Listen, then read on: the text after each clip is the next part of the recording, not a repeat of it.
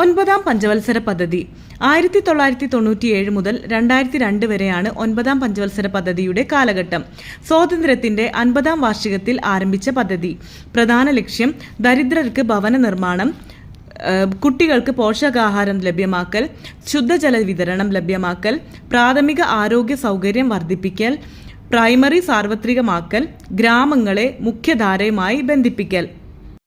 സ്ത്രീ ശാക്തീകരണം ലക്ഷ്യമിട്ട പഞ്ചവത്സര പദ്ധതിയാണ് 9-ാം പഞ്ചവത്സര പദ്ധതി. ജനകീയ പദ്ധതി എന്നും 9-ാം പഞ്ചവത്സര പദ്ധതി അറിയപ്പെടുന്നു. പ്രധാന പ്രവർത്തനങ്ങൾ: 1998 2-ാം ആണവ പരീക്ഷണവും കുടുംബശ്രീ ആരംഭിച്ചതും പ്രധാന പ്രവർത്തനങ്ങളാണ്.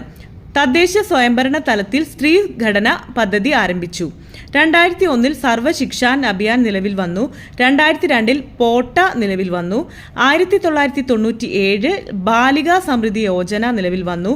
2000 അന്ത്യോദയ അന്ന യോജന, 2000 സമ്പൂർണ്ണ ഗ്രാമീൺ റോസ്ഗാർ യോജന എന്നിവ നിലവിൽ വന്നു. 9-ാം പഞ്ചവത്സര പദ്ധതി ലക്ഷ്യമിട്ട വളർച്ചാ നിരക്ക് 6.5%.